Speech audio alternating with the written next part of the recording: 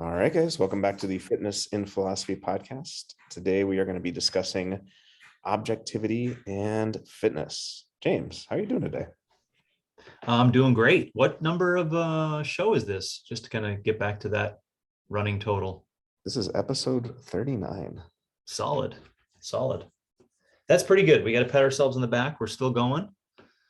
It's been a year, more than a year now. Yeah. And we're gonna keep rocking and rolling. We're gonna keep philosophizing around this idea of fitness. We're getting close to 40 days and 40 nights. Yes. Soon. That's what we're going to package after the next show is we're going to put this into like a game changing, mind bending thing that people can do. Just one episode a day for 40 days, change your life. Yeah. Yeah. And didn't Moses spend 40 years in the desert? Oh yeah. I mean, don't worry. We got all the ideas on the packaging of the 40 days. There's also the 40 days.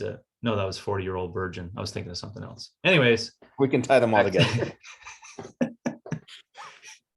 Back to that as well, which was a good movie, by the way. That was a lot of humor. A lot of humor in that one. I just saw an article the other day. I don't know why they're writing about it now. I mean, maybe they wrote about it when it came out, but they were talking about how Steve Carell getting his sweater on his chest waxed was a master class in method acting. Like, I mean, he quite literally did that and did many different takes. And yeah. Oh man, yeah. It's funny to think too that I'm not sure if that would go over well. Can you imagine bringing that script into current Hollywood today? Probably not. And we can talk about what? Oh my. All righty. This is also couplet. Yes, it is. All right.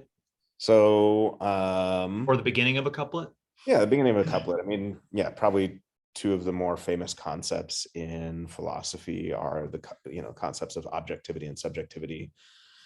And sometimes, people will characterize philosophy as the attempt to get what Thomas Nagel calls the view from nowhere, right? This idea of kind of an eternal perspective, a perspective without bias, a perspective without values, some would say, but to try to not that there isn't importance and value in each of our unique perspectives, but trying to figure out what truths remain independently of time, language, nation, race, religion, all these different things that you can abstract from. And on the positive side, people will talk about how that's how you really reach truth, and then on the negative side, sometimes people will talk about how, well, we're just kind of left with cold, lifeless facts at the end of that whole thing. So it's an interesting discussion. And as it relates to fitness, we'll get into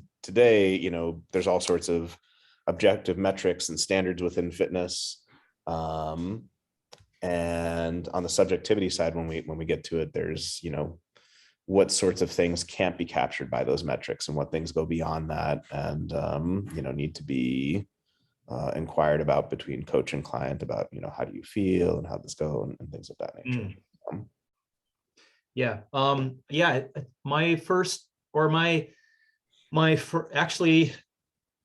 first foray into actually spending some periods of time without me being whatsoever still knowledgeable of the particular topic was my foray into those who I liked listening to talk about objective morality, and the massive amount of depth and breadth you need to have to handle the conversation of the people that talk about the arguments around that.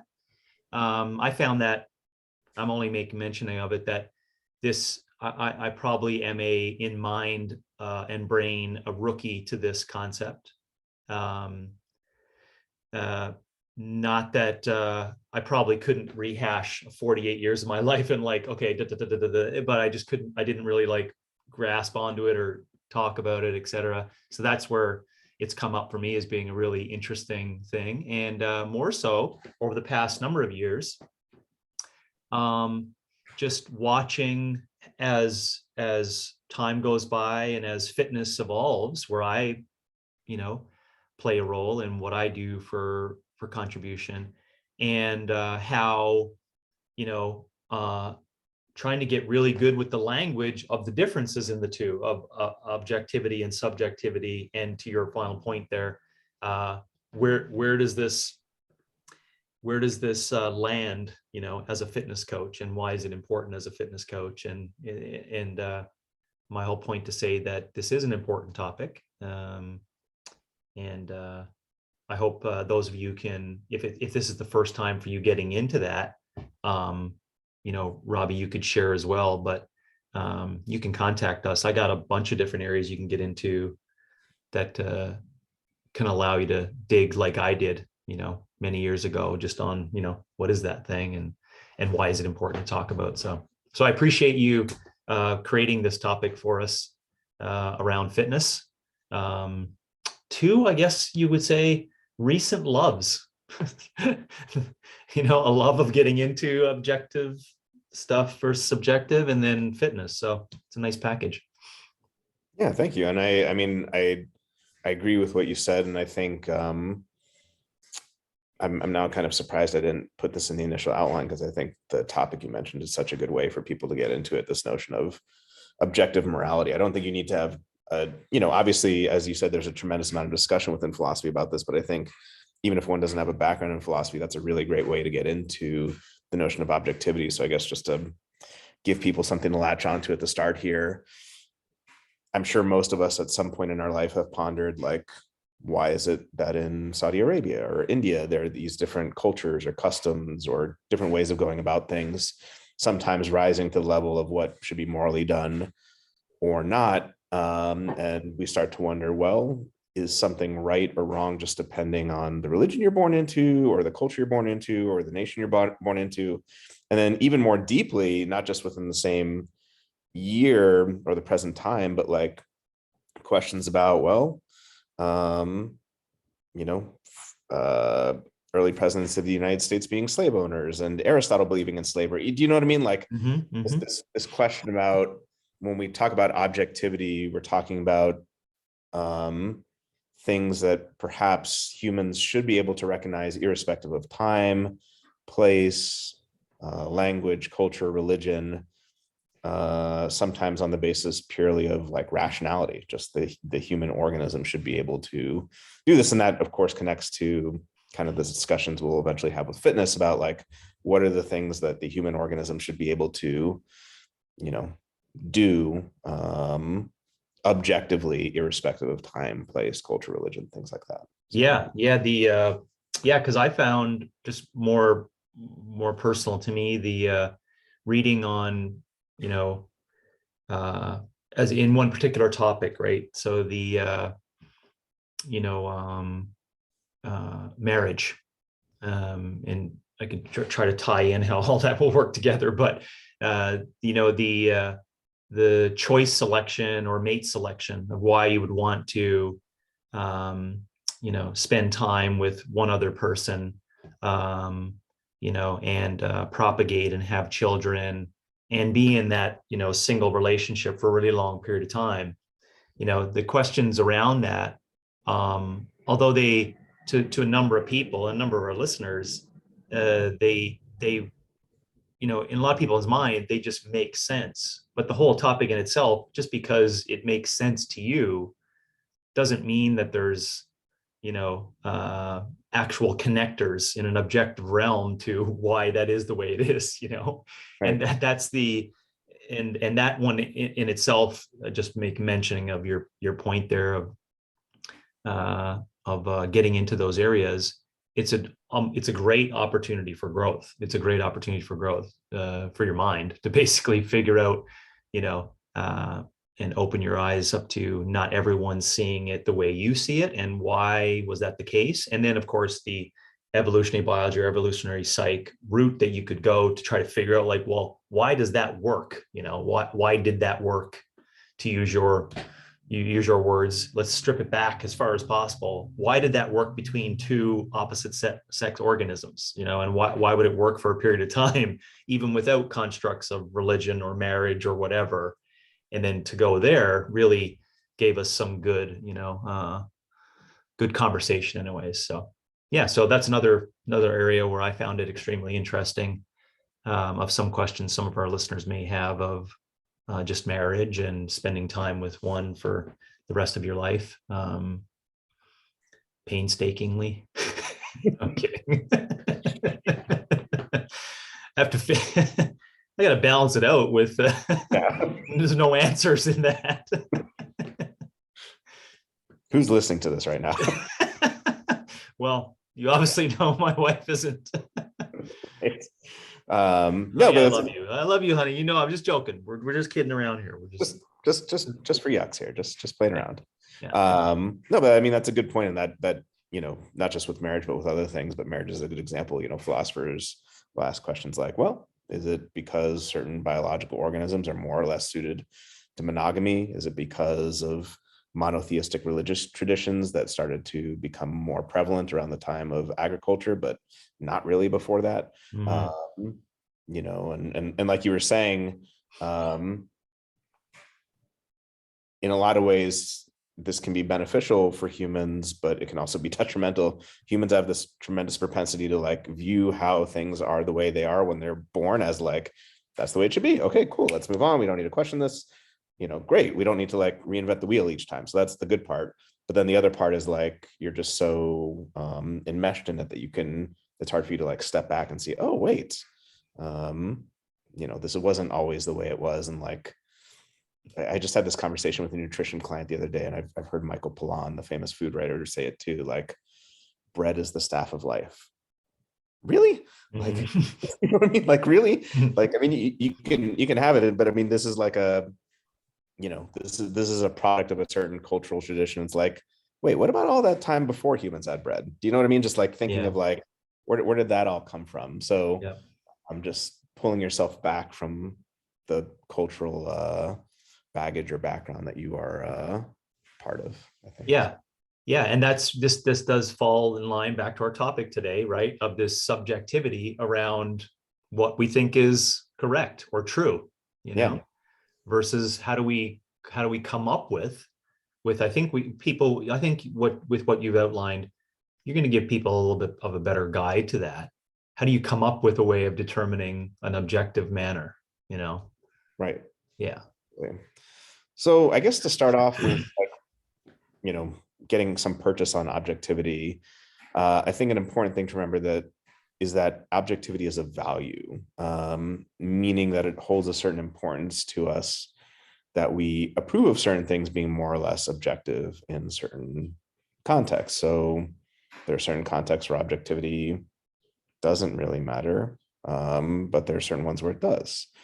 It comes in degrees. It's not an either or black or white proposition. Facts or theories can be more or less objective. And then part of what objectivity involves is being true irrespective of language, time, location, culture, religion, etc. So just some examples here that have been, offered up within philosophy and science. 2 + 2 = 4, E = mc squared. Objects near the surface of the earth fall with an acceleration of 9.8 meters per second squared. And then on the more subjective, cultural, time and place dependent, going back to the topic of marriage, should arranged marriages take place in a given culture? That pushes and pulls against autonomy and, things like that. Mm-hmm. I remember hearing once. Should there be dependency in the fitness model? Yes, exactly. Exactly. I remember it was on a food show once. They were talking about how the mark of whether you could tell someone was from a particular culture or not was whether they found fermented foods from that culture either gross or delicious. So to use an example here, natto, which the only reason I even know about, and I suspect most people listening to this know about, is because in health circles, they'll talk about one of the few natural sources of vitamin K2. But I've never had it. I've heard that it's neither. Yeah, for most people it's pretty gross, but there are whole swaths of people that enjoy it. So that would be a subjective thing, where within a culture, this is very much appreciated, but a lot of it, I'm sure, has to do with cultural exposure and family background and things like that. Is baseball or basketball the better sport? Of course, basketball. No, just kidding. No question. In March, that's unfair. Yes, that's true. That's true. One other way to put this that I just thought of, being from Indiana, that is true. That is true. One other way that I thought about putting this, that I just thought about as I was working through this, is there's a famous philosopher, Willard Van Orman Quine from Harvard, who talked about what he called the web of belief, and things near the center of the web were much less likely to be changed by new and different experiences. So those would be kind of the things like 2 + 2 = 4 = MC squared. They could be changed, but boy, you would need a lot of a contrary evidence to like push and pull against them. Whereas things on the periphery, like arranged marriage or this being a good tasting food, could be much more easily changed by new and different experiences. So it's not quite exactly a definition of objectivity and subjectivity, but that's a way for people maybe to visually represent. Yeah, that's beautiful for my mind anyways. Does that also then mean that there's some gray areas or nuance there between the inside and the outside of the web? Yeah, it means basically the further out you get, the less either certain or axiomatic or foundational things take place. Yeah. Whereas the things in the front or the things in the center are the things that have kind of stood the test of time and could be overturned, but it would take something gigantic to happen. Yeah, the way I'm just visioning it in my mind is that a web is connected, right? So connection to me in systems means that there's a continuum, a higher ordering of things. And were you saying the same thing, that there is this step 1, 2 + 2 = 4? That's my question, is what is step 2, 3, 4? As opposed to I couldn't come up with a good example as to what step 10 is that's subjective in 2 + 2 = 4 example, but no, but I mean that's actually exactly right. So 2 + 3 could equal 5, or 2 + 3 could equal 4. I guess maybe that's so far out, but no, it's hard even. No, but I mean the way you put it is exactly right, and that's actually what Quine and another couple of philosophers were famous for. They were famous for this view of what's called theory holism. And all that means is the standard view of science is something like, oh, we take a particular proposition, like, let's just use gravity. Objects near the surface of the earth fall with this particular acceleration. And when you do an experiment, you're testing, oh, is that statement true? So like you run the experiment and you say, oh, is this particular statement true? And you can either prove it or disprove it by running the experiment. What Quine and Duhem and others come along and say is, no. Anytime you do an experiment, you're testing the entire web of belief, the entire thing, all of science, all of physics, the whole shebang. And we can try and localize it to this particular part. But really, if you get a contrary result, it could contradict that particular proposition that you were trying to test, or the entire house of cards. And that's what Einstein and quantum mechanics eventually do. Einstein comes along and says, hey, it's not just this particular blip in Newton's theory, it's the whole damn thing. It's all space and time and things like that. So your characterization of it as a web that's all interconnected, that is precisely the point. Okay. Yeah. And that must be troublesome, I guess, when you get into complex things like nutrition and nutrition absorption and humans and nutrition metabolism. It's got to be difficult, right? To bring all those things in and be like, oh, these rules are going to apply here as well. It's all inside of it. Yeah, I mean, I think a potential example that could hold there is something like, in nutrition, perhaps in fitness as well, we have evolutionary biology as this foundational piece, and boy, is it going to take us a tremendous amount of evidence from randomized controlled trials. Maybe they could overturn that and say, hey, you know what? You should be sleeping from 4 a.m. to 8 a.m. Yeah. 4 hours, Mhm. not in a good rhythm. Yeah. But boy, is it going to take a lot of counter evidence to disprove that. Right. That type of thing. Yep.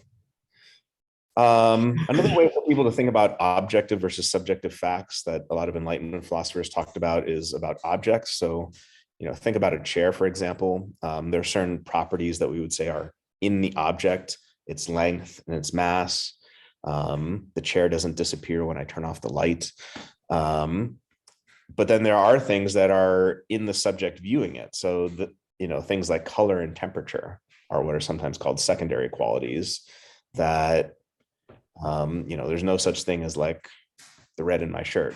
That's just a particular, atomic propensity of light to, bounce off in a certain way and for us to be affected in a certain way. There's no such thing as coldness or heat in an object. There's just, how we interpret the relative motion of particular atoms and things like that. Yeah. And the cheer does go away to the 3-year-old. They think the cheer has disappeared. So the person who's on the other end of this is somewhat to be taken into consideration. Yeah. And I mean, that's a good point too. There's sometimes in philosophy a question of like, is object permanence something imposed on our mind? Like, is the world, outside of human knowing actually such that there is object permanence, or is that what we have to like throw on it? Yeah. Actually navigate. Yeah. This is where I think also, isn't this where simulation theory comes in? Yeah, I could see it would, I think. Yeah, based upon what this entire thing is and how we're perceiving it. And yeah, I can definitely see that. Objectivity is also an ideal of scientific inquiry. Part of what makes science great is that it challenges our biases, our intuitions, our guesses, theories, folk wisdom, nepotism, and racism. And it just asks like, what is true across all these different times and places? So while people in India or France or the United States might use different systems of measurement, the truth of those propositions ends up being the same. You know what I mean? Like, so whether you use the metric system or whether you use the imperial system, like those same truths, are what are sometimes called invariant. So meaning like they don't vary. got it. Across cultures. A meter in France is a meter in Canada. Exactly. But a meter in France is 3 feet in America. Right. Exactly. So even though you have these different systems of measurement and language and culture, like someone trying to measure, here's another way to put it, or example. Someone trying to figure out the distance between the Earth and the moon may have different methodologies that they go about to figure that out. They may have different systems of measurement that they go about to figure it out. But ultimately, truth is one. Truth is invariant. You're going to come to the same conclusion at a certain point once we get down to brass tacks about how the measurement was taken and things like that. And after so much measurement, right? Because, when things are fairly new, systems can tilt towards what you are measuring, right? And that can get you into trouble. But if you continually do it over and over and over, the meter is going to end up still being the meter, no matter where you are, dark or light, depending upon how the Earth is spinning, it's still the same. Exactly. Invariant. Yeah, that's a great word of the day. Pee Wee Herman red chair freak out moment. It would be amazing if right now we just had like a clip of Pee Wee Herman just like cut in and, oh, hey guys. Dude, it's up to you. I mean, you can do it. Put it in, or at least the sound. Yep. We'll see if YouTube flags the content, or maybe they give it an extra plus. I'm premium, bro. Yeah. So sometimes objectivity is referred to as, like I mentioned earlier, the view from nowhere. And again, this is this idea that humans have a particular perspective. Part of the work of objectivity is to minimize how particular that perspective is when thinking about objective facts. And to bring it to another area that's not just science, but politics, the famous political philosopher, John Rawls, one of his most famous thought experiments was this notion of what he called the veil of ignorance, which is basically the following idea. do the following thought experiment. When setting up a society, in the ideal scenario, you would want to try to abstract from the things that are particular to you, your race, your religion, your culture, your language, such that we create a system of justice that is equal and fair to all, such that, you know, how we are treated by the system doesn't depend on whether we are born rich, whether we're born to particular parents, and other people that have challenged this view, but it's just an example of objectivity in play in a different realm than science of, hey, let's not just be so latched on to our subjective characteristics. Let's actually try to pull back and see the world in a more broad way. Mm-hmm. Yeah, that's a great way of explaining that. It's helpful because your initial starting point, I think you talked about it from the get-go as well, of that view from nowhere that didn't stick. Okay.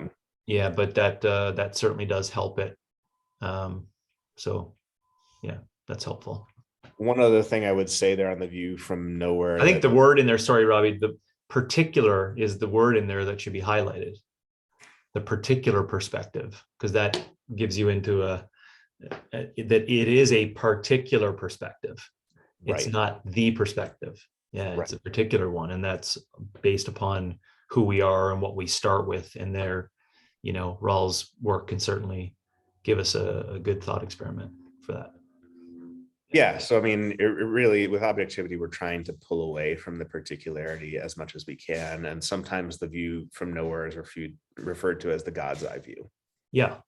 Okay. That's good too. Yeah. The idea that, you know, if you removed all the different particularities of the fact that humans have this sight capacity and this, you know, smelling capacity, and we're such and such height and such, you know, we live such and such period of time, what would remain as truth? Another interesting, important fact for people to know that I think is just interesting from a historical perspective. For a long time, the aim of science, and particularly Newtonian physics, was to find these truths, the view from nowhere. And then quantum mechanics came along and basically was like, guess what? You can't ever get to the point where the measuring instrument doesn't have some impact on the thing being measured. So it kind of, as far as we know right now, obliterated this notion that science could ever get to like the perfect view from nowhere or the God's eye view. Yeah. But it's still a useful concept. For sure. For sure. I also did think about that. Yeah. All right. So last couple of things before we talk about objectivity. And time screws everything up. It does. It does. Messes it all up. Well, over time, your thoughts may change on why that apple drops to the ground. Yeah, something that seems so incredibly simple, and yeah, the apple may have been in a superposition of being both on the ground and not on the ground at the same time. What? Yeah. So last couple of things before we get to objectivity and nutrition and fitness and standards in fitness. So just some different ways to think about objectivity. One way is faithfulness to facts. So here, if we say a claim is objective, it describes the world out there correctly, irrespective of our subjectivity. Another way to talk about objectivity is in terms of value-free claims. If a claim is objective, it is free from any particular values. You know, the universe is 14 billion years old. There's no values in that. That's just a fact. And then absence of personal bias. So if a claim is objective, it is free from personal biases. So if someone witnesses a car crash and they say, well, you know, such and such person ran the red light, but they, you know, this is why it's important to know about conflicts of interests and vendettas and all these different things, because it's a profoundly human thing for those types of things to influence or color our view of what happened. Another way to think about this that most people have probably heard before, you're entitled to your opinions, but not your facts. That's kind of the same thing. And then the last sort of thing I thought would be useful here, that's, I think, certainly related to the nutrition and fitness realm and plays a role in objectivity as well. It is difficult to get a man to understand something when his salary depends on him not understanding it. Yeah. just this push and pull between subjectivity and objectivity, Yeah. in general, but in the fitness and nutrition realm as well. Yeah, for sure. What you hold dear and what you're currently doing and what's important to you and what's important to your increase in competency and what's important to how you perceive your increase in your ability to do your job and to continue to put food on your table and to, to believe what you believe. Yeah, a lot goes into that. Yeah. So any other thoughts there before we launch into? Not really. That was really good. Helpful, succinct, but I think a simple base support to help us get into nutrition and fitness. So I think one question we could ask right off the bat here is like, what role does objectivity play in fitness and nutrition? This notion of like, to take a famous example, probably a lot of people are familiar with within, our audience. Should humans be able to do like a 10-minute, paleo chair? Do you know what I mean? Like, should we be able to run, like you were saying, 2 hours one day and then do it again in the next couple of days? Should we be able to deadlift a certain amount of weight? And the idea here is that, abstracting from the culture you're born into, the time you're born into, are there certain things that are, again, invariant across cultures, times, and places? So yeah, I guess we can start there. Yeah. I don't even know where to begin on it, but maybe you could like let me know how I or fitness currently uses that as a is it currently in our language when we say things like being able to perform pull-up is hanging from a bar and then getting your chin up over the bar and then coming back down with your arms straight, and that's an objective measure of one person, of someone doing a pull-up. Is that a simple way of saying, indirectly getting to that, as to what role it plays, meaning that the role that it would play would be that it's important for the person to know what a pull-up is and what a measure is of a pull-up and what actually is the thing that we're talking about that was actually performed. So people don't just talk about it or say it or feel a certain way about it. It's like, no, well, could you do a pull-up? No, you couldn't. Well, then you didn't do a pull-up. And there's a truth in that. No, you didn't do a pull-up because this is what a pull-up is. And we're all agreeing, no matter where you are, France or Canada, that's what a pull-up is, and you didn't do one. So am I using the pull-up as an example of just like physical expression being like true physical expression as a way that we use objectivity in fitness? Yeah, no, I think measurement of fitness. Yeah, I think that's a good one. I think there are, other ways to talk about it too, where like we've talked about the 10 physical characteristics. Is that right? a truth? Are there things that, even before, pull-ups existed? I mean, they're with like a bar, obviously. People have been climbing up on rocks and all things like that, that humans could do irrespective of place and time. But yeah, I definitely think that's a good example. Yeah. Then that's how I just think about it, is is how it plays a role for me is almost this opportunity for people to kind of see where they currently are and what they're capable of doing, to try to get more generalized on where I see it plays a role in fitness. It's an opportunity for a coach to work with that client to determine what is exactly true in their current physical expression, right? Like you couldn't hold that squat for more than 10 seconds, and before we even get to standards, but you now, because I said it, you now know that, 10 minutes might be good, but the truth is you couldn't hold it for longer than 10, now that's what you and I both saw. So this, I guess, is the objectivity around that particular thing for the day. And that could be another example where it's really important. If you're not hearing what I'm saying, it's good for a coach to be able to have that objectivity understanding with the client, because it could start you on your path of the whole thing we talk about of treating people where they are and giving them something that's a little bit more challenging than what they currently are capable of doing. Well, what are they currently capable of doing? Well, whatever you guys both decided, that's the objective truth of what they were capable of doing, right? They couldn't do a pull-up. They fell off the bar in 5 seconds, and they couldn't hold more than 10 seconds for the squat. And then you just start building something that's progressively more challenging than that.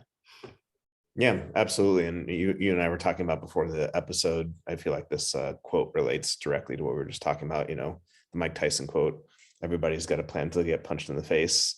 And the way that relates here is that, I'm sure you've seen it so many times. I've seen it so many times, like whether it's in the nutrition realm, it's like, no, tomorrow, like cutting all this stuff out, or, let me do this workout. I'm going to, lift so much weight and I'm going to get so many rounds. Like, that's where objectivity comes in. It is a standard against which we can say, well, let's see in the object, in the experience, what actually happens.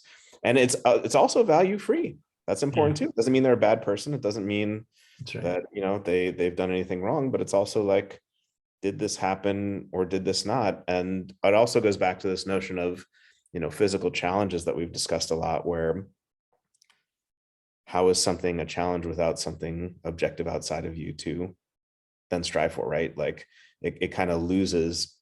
It's not that there can't be subjective things that go into it too, but that's precisely what makes it challenging, is this thing outside of you that you either are capable of getting or not capable of getting. And like, there's risk there in attempting to endeavor that activity. Yeah, Robby, I get a little bit more challenged on the lack of real simple acute measurement in the nutrition realm of this information that comes in, relative to just, clear, very acute understanding that you can't do the pull-up.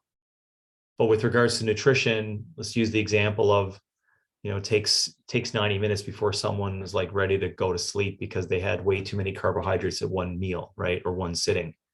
So let's just take that out and say, well, maybe it's a subclinical effect on blood sugar, management, and their perceptions are a little off and they're always stimulated. So it takes 10 years before we decide we get to see the objective truths around pounding sugars too often for digest. You see what I'm saying? Like the physical challenges realm and the nutrition realm. I think in the nutrition realm, it offers a little bit more of this challenge around objectivity to use as a coach. Are you with me on that, or am I? No, I mean, it's super interesting that you said that, because I actually thought the exact reverse going into this episode. But the way you're characterizing it, I think I understand what you're saying, and I don't think our views are incompatible. And here's what I think may be the difference. So if I'm understanding what you're saying correctly, and correct me if I'm wrong, with something like the pull-up, it's just immediately obvious, like, hey, you either did it or you didn't do it. Whereas with we're both, you and the client are going, yeah, you couldn't do it, yeah, okay, it was like right then, like 5 seconds late, right. Whereas with nutrition, and I've definitely run into this before, people can point to as many different variables as they want to try to dodge and dance around. Well, I didn't have this night's sleep, and I had this craving, so you don't see the metabolic effects of failing the pull-up, so to speak, nutritionally, until much later down the line. To a weight loss conversation, right? Like, that's why I was, so we're, that I definitely agree with. The part where I thought it might be the reverse, but in a different way, was with regard to certain characteristics that one looks to objectivity, I think, in nutrition. So there are lots of different ways of parsing out what makes a good food, but the 5 that I usually use are nutrient density, blood sugar balance, psychological addictiveness, digestive health, and inflammation. And again, there are many different ways of parsing this: immune health, hormonal health, but nutrient density is an objective fact. Like there are just objective facts in the matter about, like, meat contains certain nutrients that aren't in plants. Plants contain certain nutrients that aren't in meat. That is an objective fact. Now, whether someone chooses to follow a vegan or vegetarian diet for ethical and environmental reasons, cool, what have you. But that there is an objective fact that you aren't going to be getting the same nutrients from plant matter as you are from meat is a objective fact. There are objective facts about blood sugar balance. Like any way you slice it, like a steak and butter is not going to raise your blood sugar as much as a 60-ounce diet, a 60-ounce Coke. So that's where I was trying to think of like similar things, I guess, in the Are we talking about the new Coke, like Coke Zero? Or are we talking like Zero. Exactly.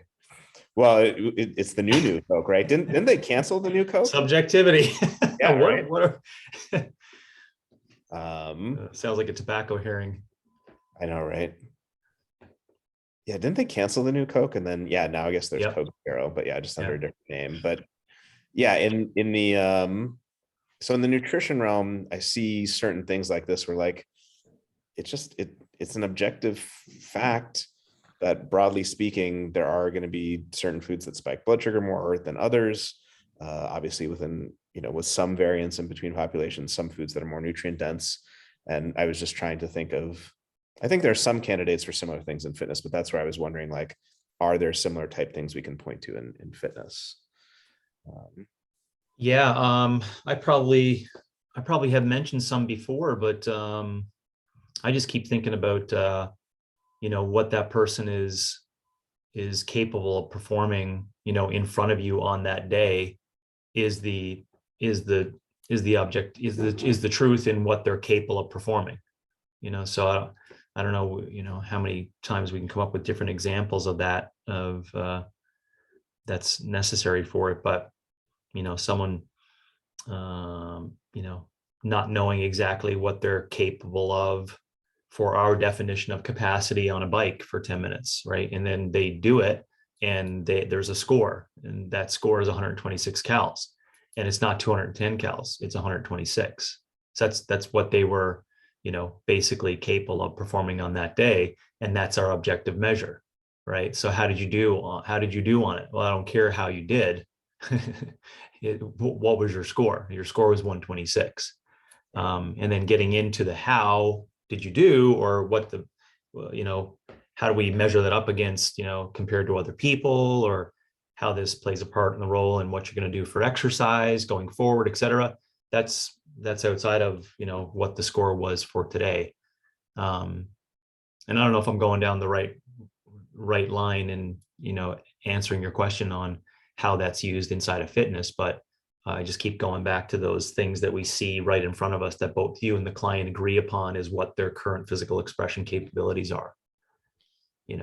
Yeah. So I think that starts to get in the direction. I think the follow-up question I would have there that we have discussed in the past, but just maybe delving a bit more into it is, so there's obviously the immediacy of like, what can the client perform that day? Certainly. But if you said, let's have you do a strict muscle up, or, a handstand push-up, or climb a peg wall, like those are all cool little tricks, I suppose, that someone can do. But the further question I would ask is, what should, as a human, they be capable of doing? So like nutrient density and blood sugar balance, like objectively for health and longevity, your food should contain those things. Yeah, they should.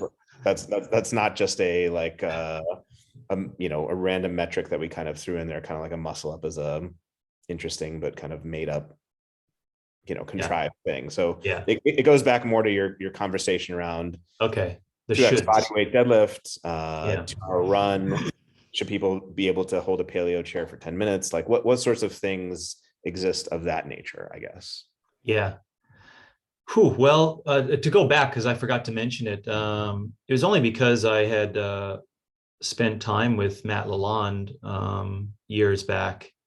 And he and a number of other people challenged the notion of because your commentary on there's some objective things around nutrient density.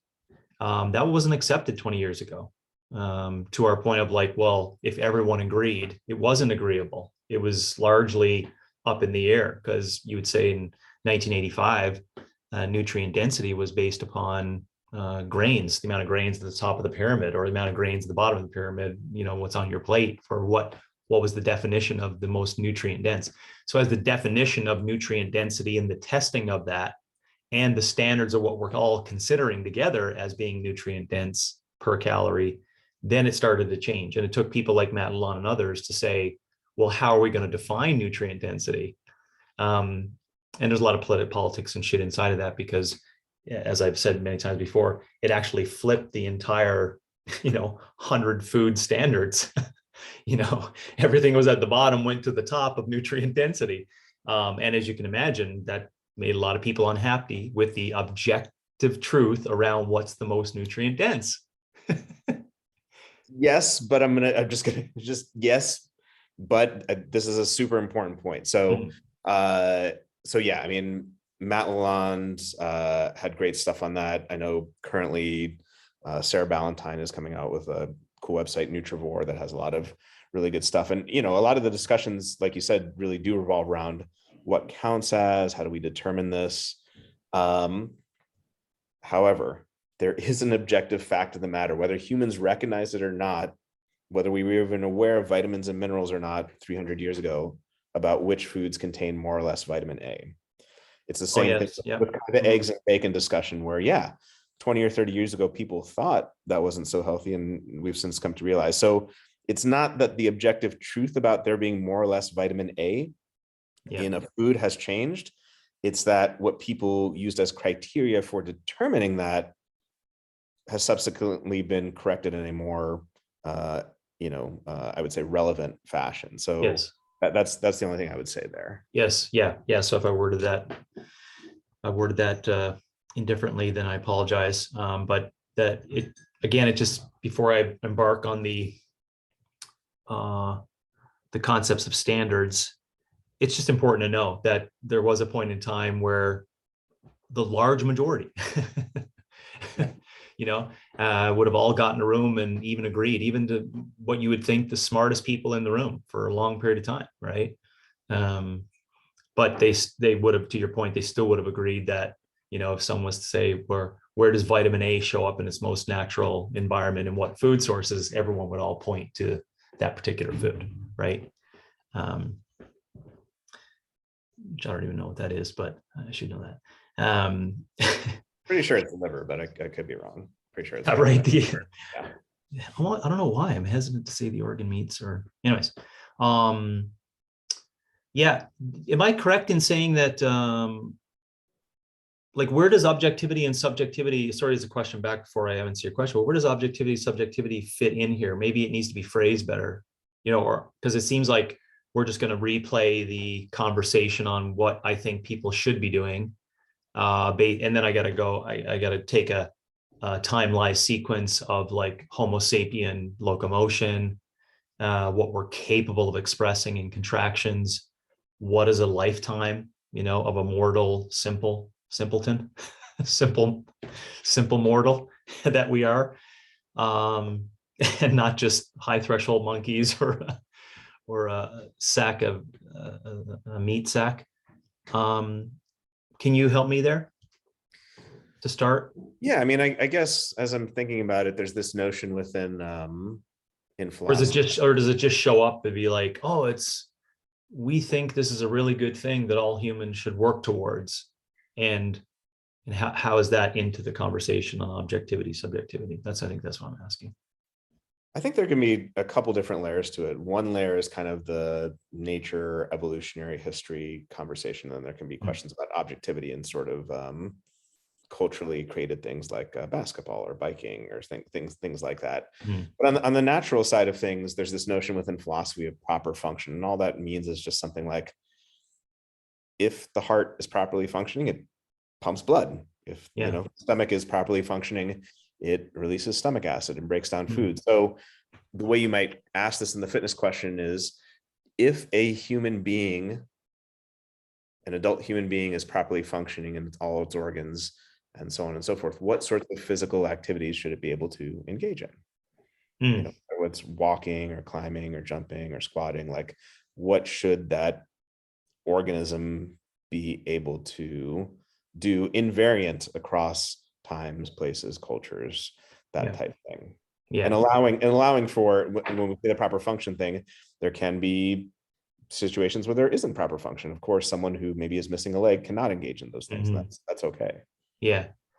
Yeah. Well, when it only comes down to movement, it's yeah, if it's just down to movement, meaning we're not talking about what these people are consuming or putting in their bodies, as well as what their thoughts are, you know. So if it's only going to be broken down to the physicality aspect, I don't know anywhere else to go besides just, you know, saying, well, who those who are listening in, you know, what is real right now in regards to the main reason why people do physical activity today.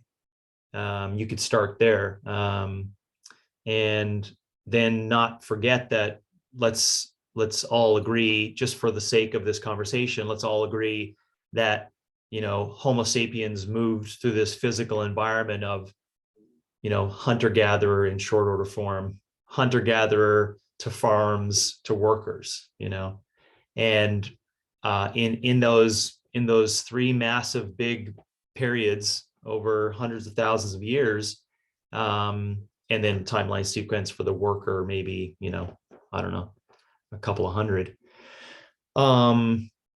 You know, we have changed tremendously. The actual day-to-day requirements, to answer your question on what we should do to have the optimal level of health relative to how to experience this thing we call reality as best as possible. Where, and I don't know any other way to put it, but it's the way I always see it, is that we've created we've created ways to do movement, and to think that we must do movement in order to do what we do and experience what we experience. Whereas many eons ago, we didn't even have those conversations or those thoughts, because it was just innate and implicit in all the stuff we do, that we just move around and we move around. We have to do these things in order to keep going forward. So that's one of the big jumps, but also, you know, what we're dealing with today, of a huge, I would call it cognitive push, where physicality is to try to get to answer your question, is not seen as being anything important, really, which allows a lot of answers to propagate as to, like, what should people do to remain healthy and to be physical, etc.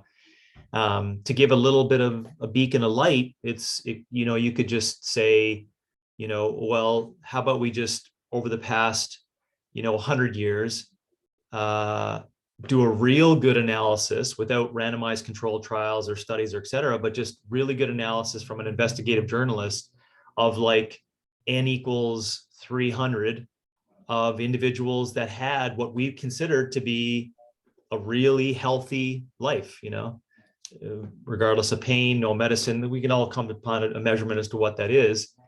And I think that would be people, again, this is without talking about nutrition or thoughts, and, because that creates, kind of convolutes it. They continued to move.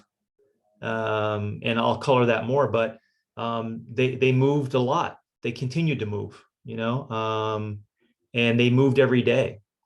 And they probably moved every day to the point where they started to recognize, and this is where it comes in, the long story, the short answer of standards, but the long story to get there, this experimentation process of, like, okay, maybe 100 years ago, we said, we should probably move every day. Okay, cool. Well, what are we going to do? Because we don't need to move. Well, let's see what's out there. What are these options? There's sport, there's resistance training, and those were basically the only two things that started to color that quote unquote movement. I'm sure there's a bunch of others, but I'll just classify it there. And then now in the early 2000s, that turned into like 75 options, right? Of what that movement could look like. And if we studied that, Robby, for 100 years, I think we would start to land on something that's like, bipolar concepts that I always propose, which is easy aerobic work and physical challenges. And, those physical challenges, again, can be colored more and what it looks like, et cetera. And now you keep going down those roads, and then you're going to end up landing on something like, well, we can't just we can't just say patterns and paces. And hopefully I'm using the word correctly here, but it's just a subjective way of saying, well, this is what we're going to do. Right. So let's create that. Let's tighten it up a little bit more. Right. Okay. Well, I'm going to take a stab. Right. I'm going to take a stab and say, listen, I've been constipated and I've taken a shit before, or I've sneezed and busted an ab. Okay. So I can come up with a bunch of, or I've had coughing fits, right? Where I was just like exhausted. My core was exhausted. The whole point I'm trying to raise there is that, whether you like it or not, for a long period of time, we have been capable of doing these really, I'll just call it high threshold contractions, right? We have the ability to like bear down and do something tremendous, which I call it like lighting up, where our nervous system can really get lit up, right? Through the Valsalva maneuver and the way our muscles work and contract and how all these things coordinate, like whether you like it or not, we're capable of doing that. So what is the manifestation of that actual contraction? It could be a deadlift, right? And now you can color it even more. Well, let's say it's 2 times body weight as a possible kind of beacon of contraction that people could work towards, that in long form, create an objective score total, right? Because you either lifted, I'm 163 pounds right now, I either lifted 326 or I didn't, right? There's clarity in that, there's truth in it. I struggled at it, or I, was capable of it. By the way, if it's not obvious, I'm easily capable of doing that numerous times. I can even do that and jump over the bar. So, so just for the record, just for the record, I could do it while jumping. So, I could leave the ground while I pulled it. Just for the record.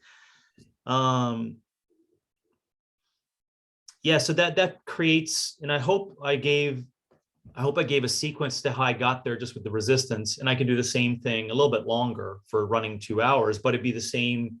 It's just on a different arm, right? I went down the resistance contraction arena, right? As to how you get there.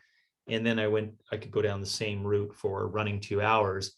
It would be all for the same things. Well, why 2 hours? Because you either ran for 2 hours or you didn't. But I do aerobics, or I do pacing every day. And, we're kind of, and I guess that's where subjectivity is like, is it really that? I mean, we're not landing on anything. Oh, well, I'll give you something. And maybe even within this, as I'm saying it, like, that's why I think I have a hard time, with it being, should there be objective standards in fitness?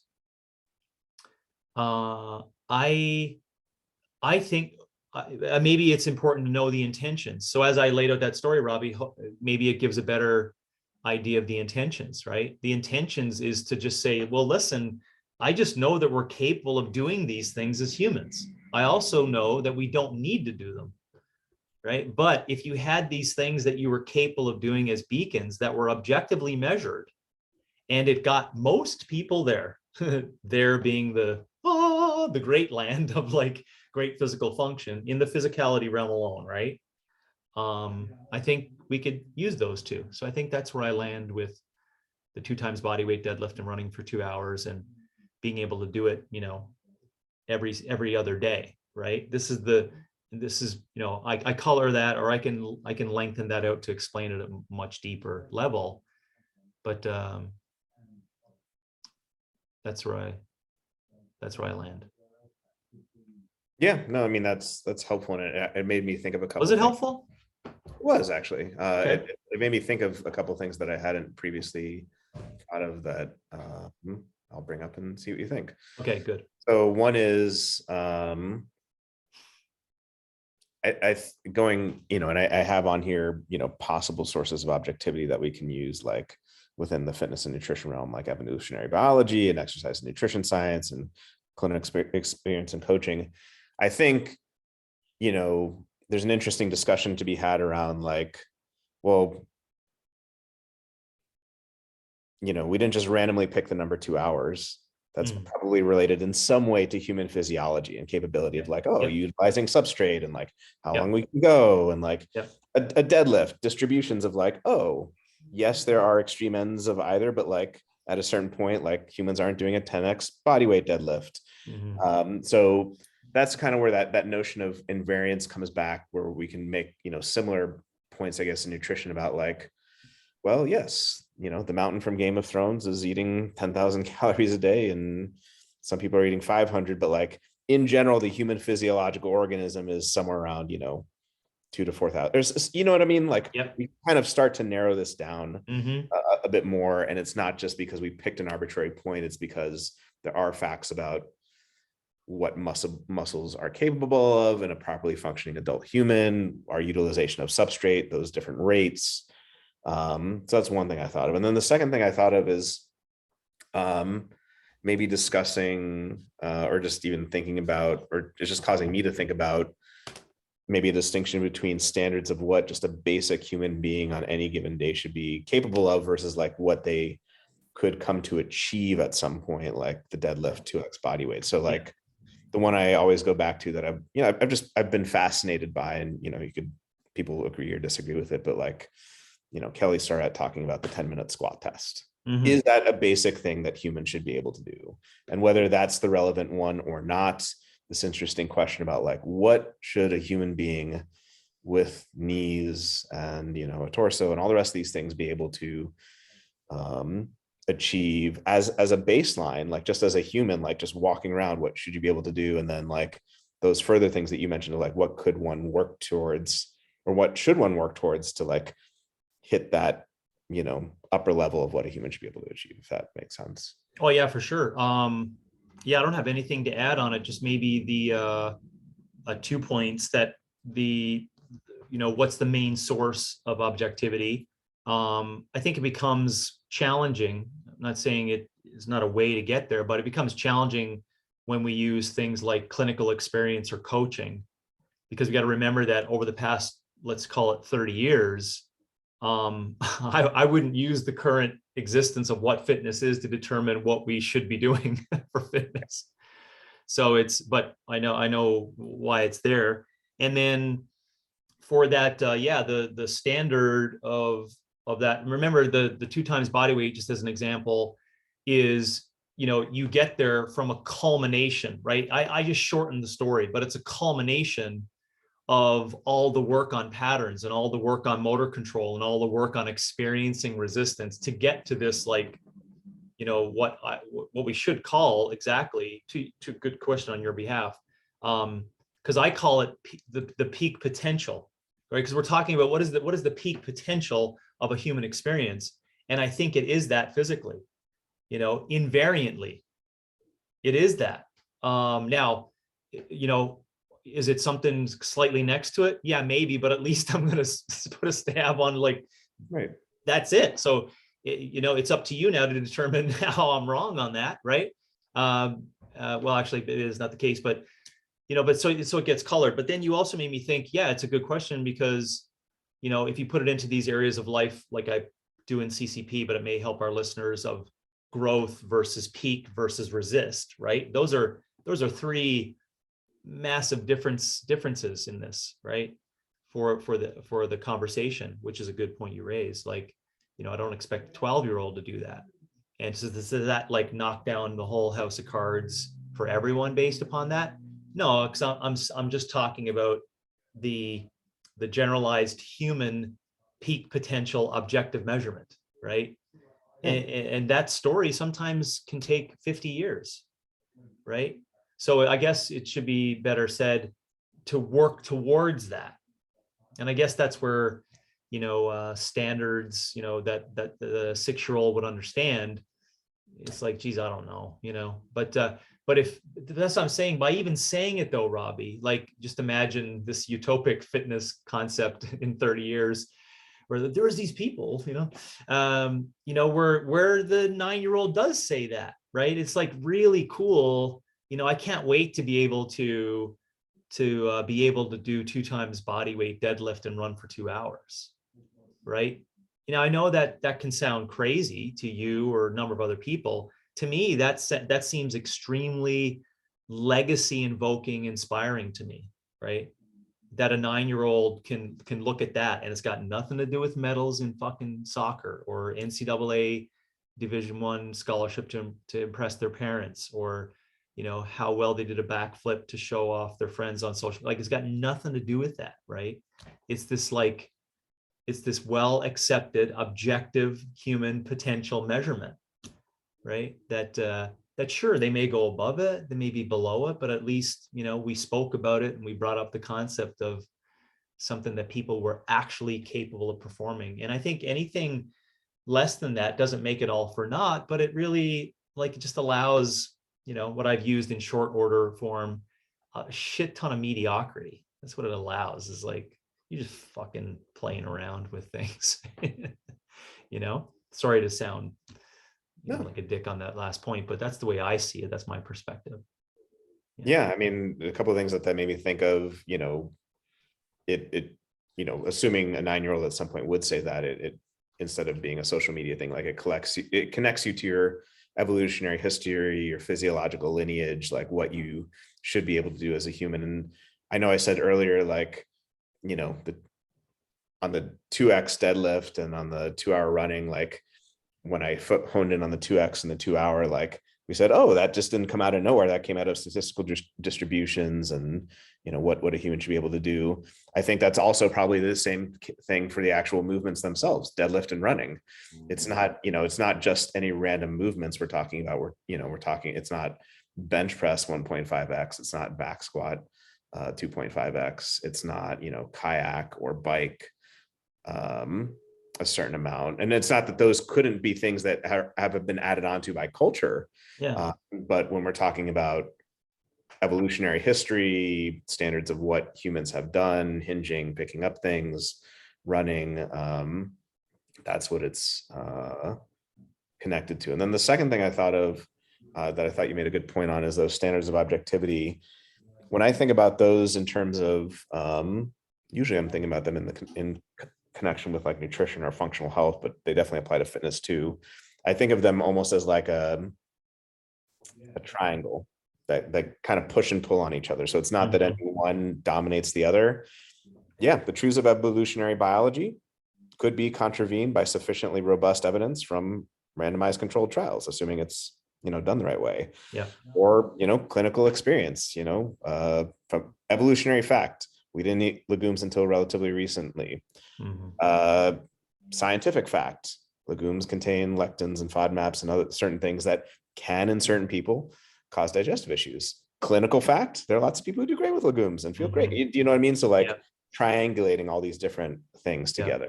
Yeah. And that's that's the project. That's the tough project, is to try to basically organize that's effective for the person, right? And when we back way up and try to generalize it, it does become difficult. So yeah, reiteration of your points are great. I also thought about it as I just finished reading Superintelligence, which by Nick Bostrom, which by, I shouldn't make it as a recommendation for those who don't want to like just stare at the wall for a couple of hours after every time you finish reading. Like if you're not good with that, then I wouldn't suggest it. Like maybe you need more time, right? But because the stuff that comes up there, anyways, the reason why that was important to your conversation is that, anytime we talk about, because I put that kind of conversation of super intelligence and intelligence, future AI, general AI, et cetera, I put it into the conversation of faith and hope. Like it's the future, right? It's like your future self, what your future does entail. And how this pertains to this conversation is that I love the aspect of these physical objective measures, because what is to come, i.e., what I believe is, like, whatever we're going to call it, we can call it meta today, but just like MySpace or whatever was changed up, or the Facebook to Facebook, et cetera, in the future, we're definitely going to come back to this subject roaringly, like a really, really front and center, because there will actually be a lot more argument on what is objectively measured as a 2 times body weight deadlift. I know, even to make mention that our brains can't understand what that means, but what happens when there's, simulation environments or emulations, biological emulation of humans with intelligence? Like there's, it creates a whole lot more. I think something that I know making mention of it today for 2 minutes may mean shit, but over time, we're going to talk about it more often to this topic. And that's why I love the rawness of seeing those metal weights, hearing them, right? And seeing that bar bend, right? When someone who's 200 pounds move 400 pounds, right? Like that's real. Like and that was 400 pounds. That's an objective measure, right? We strip that off. I fucking go over to France, same person, he picks it up. He's like, yep, felt the same way it did when I was, so there's something great about, as I make mention of this, like growth in intelligence and growth in artificial intelligence. It's something that I think will come back, that I believe is, I'm just sensing we're really going to have to hang strong on, which is why I pump that thing really hard of working with a person in person and being local and having those visceral things, because it attaches us to the objective measures, Absolutely. Yeah, man. The stuff you're saying keeps making me think of these new, this has been super interesting. So like, you just saying that just made me think of objectivity as friction, as like, yes. And, with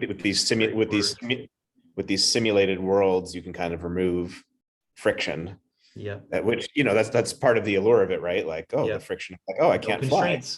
Yeah. And now I get to fly in the Roblox world or the Matrix or whatever it's going to be, which, that's part of the cool aspect too. But objectivity being friction and reality and challenge,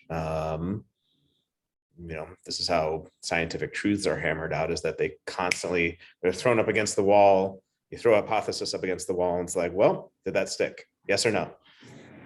There's friction there. And same thing in fitness, where did this work or did it not? And I see what you're saying about how in these simulated worlds you're removing a lot of friction, and then sounds cool, but then where's reality?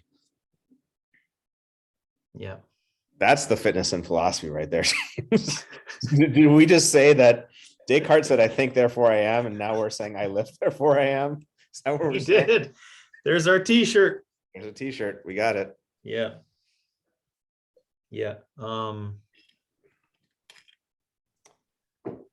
So I think partaking on, so back to what's your thoughts on how some fitness coaches could get scrambled in that pathway that I took around getting to these objective measures and objective standards?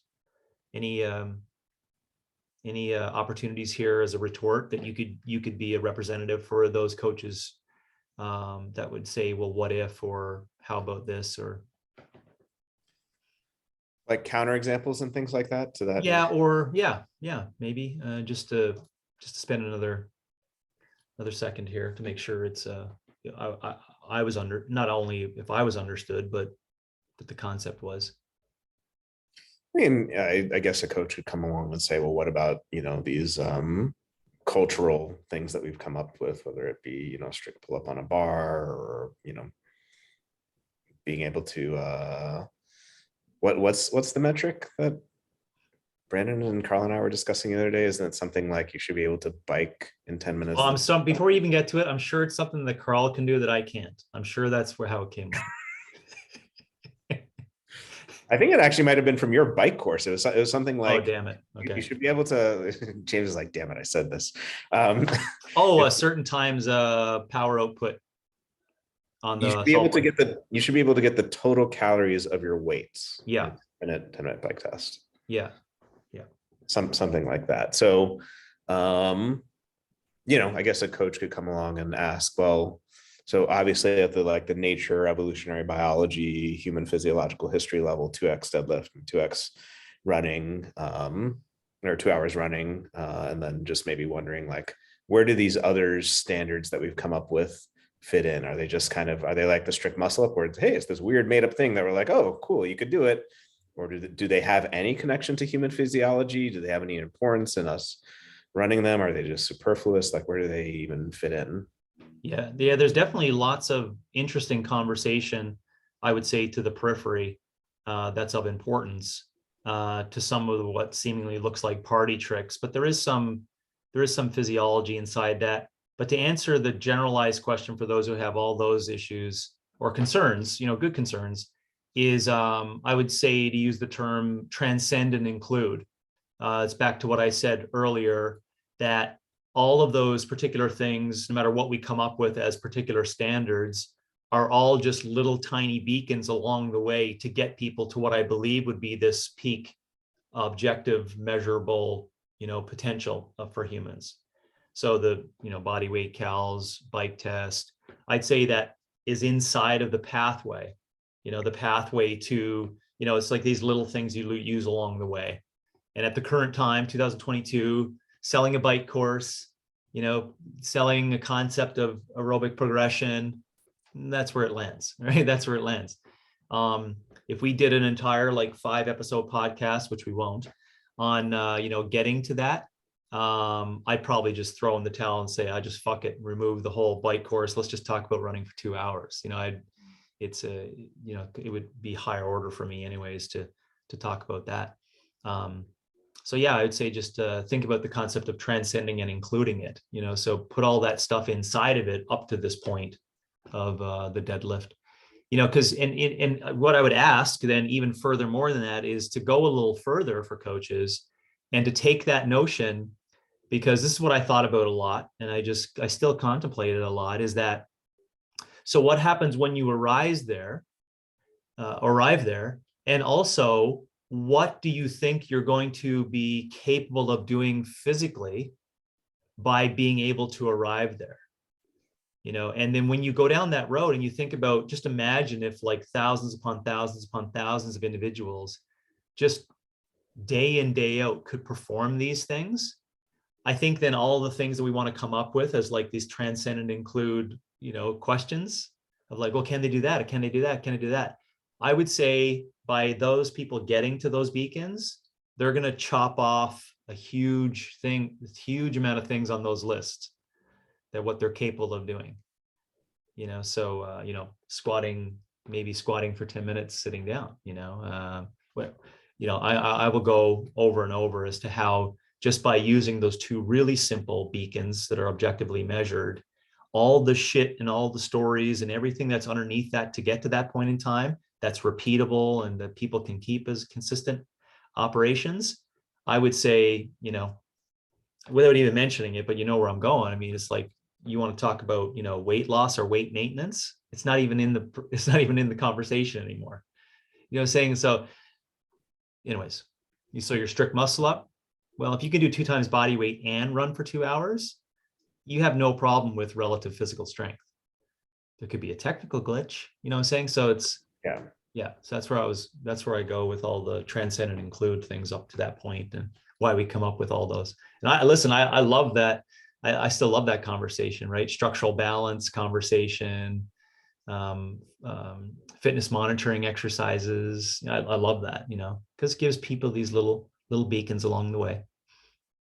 And I guess going back to it made me think of it when you were saying it, going back to our web conversation, could you maybe think of, the periphery of the web as party tricks, double unders and pegboards and what have you. And then as we get closer in, a bike 10-minute where you can get closer to your body weight. That's closer to a 2 hour run, but it's not quite there. And then in the center, we have the deadlift and the 2 hour run. Yeah. Yeah, because that's great, Robby, pulling those together for me. And I'm honored that you would use the web approach to pull those things together for physical expression. But for keep growing people's minds too, we can get lost in the deadlift because we just think about the deadlift, right? And we're just like, some people can bring up old shitty stories of how Ripito yelled at them or something, and they're like, the deadlift will always be the deadlift are like, bro, but it speaks to our point. Like you get to pull values out of it when you so what I mean by that for the deadlift, just think of it as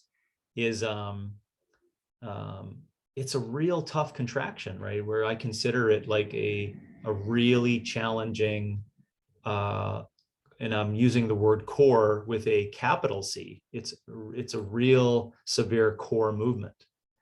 Back to my point of taking a shit when you're super constipated, so see it as that, just to kind of open up people's brains to what that means as maximal expression, right? It's just the way I said it is just that's how it's expressed or manifests. It comes out as that, right? Something that we currently, because I can't give everyone a rock, Robby, that's 2 times body weight, right? So although did I send you a picture of those where I was on my hike? No. Oh, I didn't. I went on a hike a little while ago, walking in the desert behind the hills behind my home, and come upon this massive rock pile that I didn't see before, that I was like, holy shit, there's like, micro weights here from like 5 pounds up to like 400, of these stones. Anyways. I now I think so. I think, yeah, because I think the caption was so many different resistance opportunities. I think you did send me. Okay. Yeah. And then for the other one, same thing, which is even more harrowing for people, right? When you bring up the word running, is actually even more like bad shit in people's brains besides the Ripito. So think of Ripito on steroids, meta version, that's the same things that they come up with when you mention running for 2 hours. So just think of it as like, challenging aerobic activity that's sustainable, steady state aerobic activity that's sustainable. And that'll allow you to, to kind of at least lean into those two ideas. But I'm thankful you brought it up today. I had a hard time initially thinking how it was going to tie into the objectivity, but that was appreciated. Yeah, no problem. And I mean, I think, going back to those 2 standards that we've discussed quite a bit here and in other episodes, like, I think that really is truly an example of like where objectivity can fit in, and like how a coach can get purchase on the idea, both with relation to the movement itself and with relation to the standard of 2x body weight or 2 hours running. Like, if someone came to you and said the peak of human physical condition is to be able to win the open, that's one way. Or, I guess related, to do 10 strict muscle ups and 500 double unders, right? Like, we have purchase on, it's not just James saying the subjective thing over here and this person saying the subjective thing over here. We have objective purchase on, from an evolutionary biological perspective, humans engaged in hinging, lifting up activities and running activities. And with regard to, the 2x and the 2 hour, like, utilization of substrate, the ability of the muscles to contract at a certain rate. Like, this isn't just like random made up stuff that we're throwing. So that's really where the objectivity comes in. And then you could still have conversations to refine that and say, well, it should be this or it should be that. But like, we have purchase, we have friction. It's not just subjectivity throwing itself into the void like it will be. Yeah. Awesome. Okay. Well explained. Thank you. So I guess just to wrap it all up here, we talked about what objectivity is, its value that can come in different degrees. Basically, it's helping us abstract from particularity of time, place, religion, culture, language. We're trying to get at things like invariance, meaning like... That's the big winner for me today.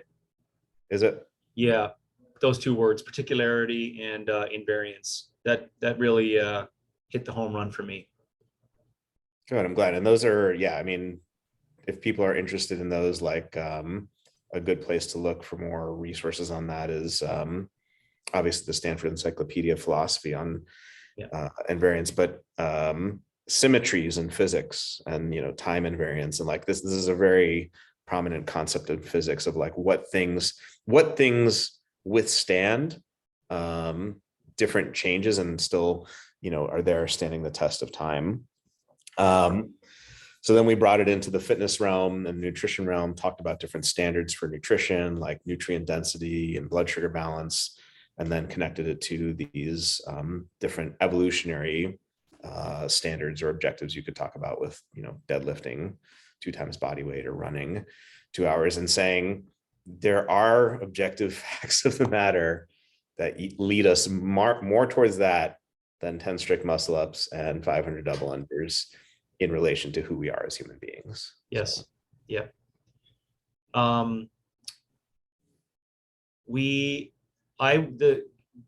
For those who can't see your wonderful printout prior to our conversation, the final topics there, I would like to, I don't know if it's going to be within the same similar topic or if we're going to couple it with, being able to be fit into another area, but I'm highly interested in that particular topic. Very personal on a number of levels as a policymaker and as a professional and as a parent. It's really important for us to discuss. I'd love to see how this particular topic can sit inside that. I think you had some ideas to for us to rumble in there, but I think that's a really important one too. So maybe. Yeah, I would love to discuss that. And yeah, for people listening, basically it's, we had a question about how the coach relates to the client in terms of objectivity, but even the more broader societal one that I think would be super interesting to discuss is how does this notion of objectivity play a role in what sort of fitness policy and education we put into place? And we've talked about this a little bit before with with liberty. If you are going to make laws that say what other people should do or what kids should do, it can't just be subjectivity in the void. There has to be objectivity there. So with regard to fitness policy and education, I think this would be super interesting to discuss. Yeah, and that's going to be a good struggle for me. Just to go into a tiny bit as to how that's going to be challenging is that I talk a big game around, removing objective measurement inside of the young person's physical expression pathway. So it's going to be tough to kind of wrap our heads around, well, how do you put that in place to, well, what are they doing? It's basically, what are they doing in class? They're just moving. Tell me more. Well, this is my program, right? It's called OPEX. You don't know about it. So there's, anyways, I'll come with guns a-blazing for the subjectivity in terms of youth physical expression that might get us there. That I can be challenged on for how do we create objectivity around that. Yeah, and that very well. I mean, I think that's a great idea actually for maybe that'll just be the central focus of the subjectivity thing, because we've talked about a lot of the other objective stuff, and we can talk about subjectivity and then how it relates to education. So I like that a lot. Yeah. Okay. Super. Can we also, just as a reminder, maybe pull into it, or would it fall place in that? Some of the challenges in our classification of sport and